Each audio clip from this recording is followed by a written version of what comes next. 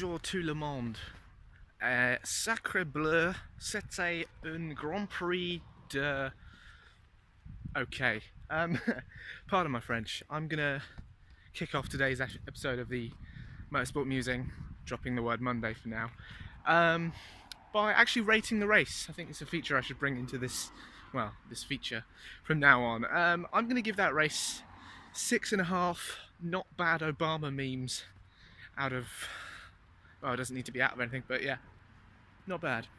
Yeah, it was okay. It was not a bad race. Saw some people sort of dissing the fact that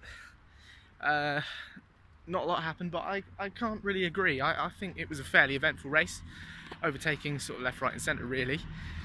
You can argue that the DRS was OP, probably was a little bit, down the Mistral straight, but yeah, for all intents and purposes, a decent race. Started off with the mother of all French kisses. It was a really disappointing race for Ocon and Gasly. They hadn't looked massively strong all weekend, but certainly looked like they may be on the cards to score some points. The other first lap incident, of course, was for Vettel, who I don't really know why or how, but basically took out Valtteri Bottas. You can call it a racing incident if you like, but I think you'd be wrong to do that. He did the crime, and he did do the time, but that time was only 5 seconds, which I would argue, for the damage it caused to Bottas, a little bit insignificant really. Vettel managed to finish 5th. He was chomping through the field on those soft Pirelli tyres, which actually seemed to be the best tyre for the race. So really, if you look at it like that, Vettel probably could have had the pace to challenge, well, we'll never know really.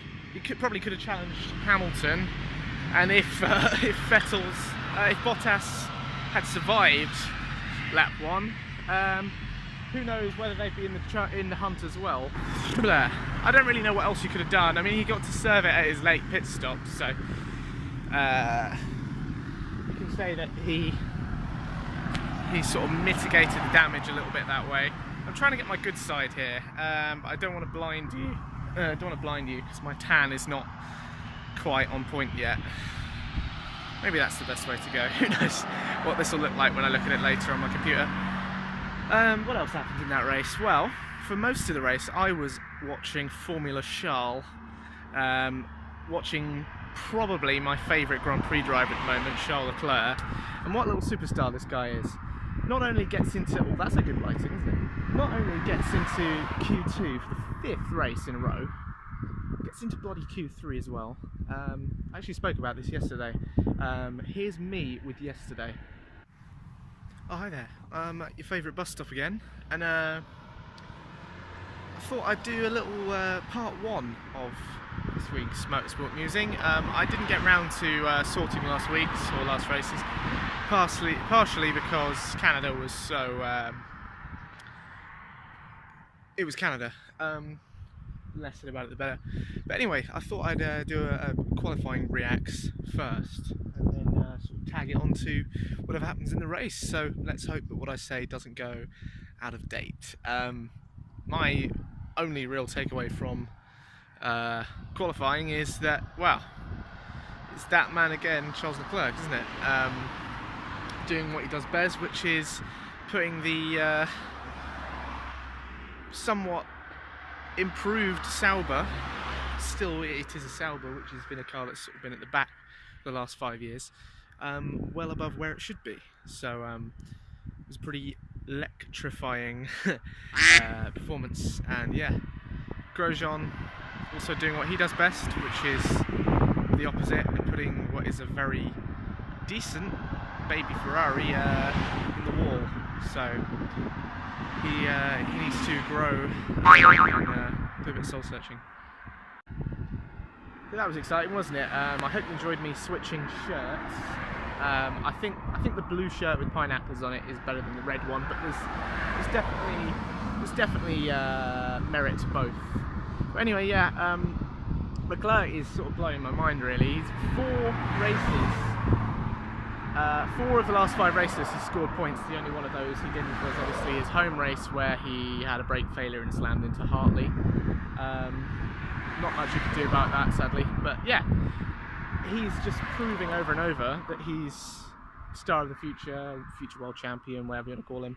A lot of people actually reading up on this story, I think Motorsport published, that Ferrari are willing to swap the two, not swap them, obviously Kimi wouldn't go to Sauber, he'd probably just retire, but the idea that they could just pick up Leclerc and put him in the other Ferrari in the near future, I welcome that idea.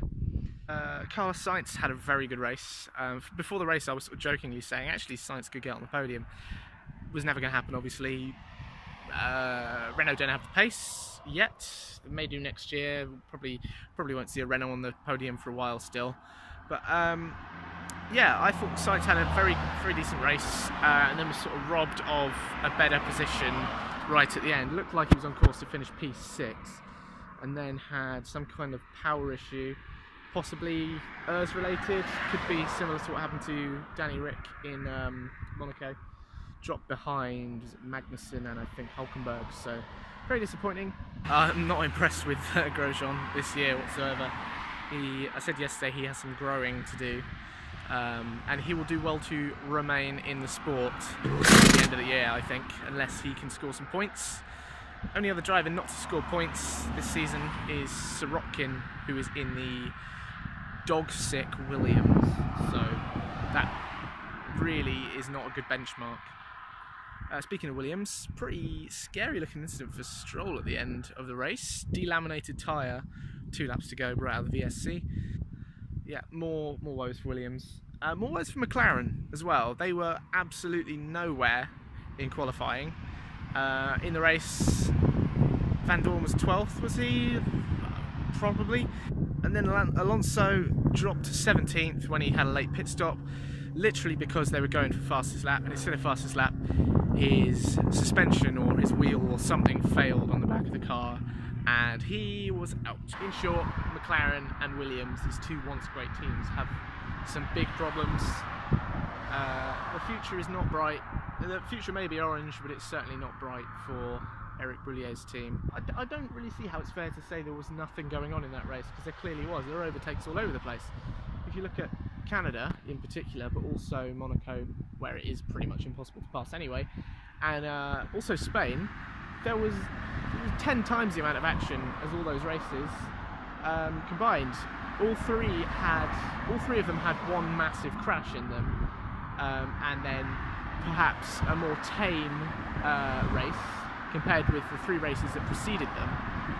But if I may make an analogy to football, not every race can be a 6-1 thriller like what England just gone and done. It's coming home. You do occasionally get 0-0 draws, although not at this World Cup yet anyway. There hasn't been a 0-0 draw as I speak. Senegal and Japan was the last game at the time of this recording, so which was 2-2, and there's not been a goalless game yet, so perhaps that analogy doesn't work quite well for F1 at the moment, but where I'm sitting, we're having a good season. On paper, it's fantastic.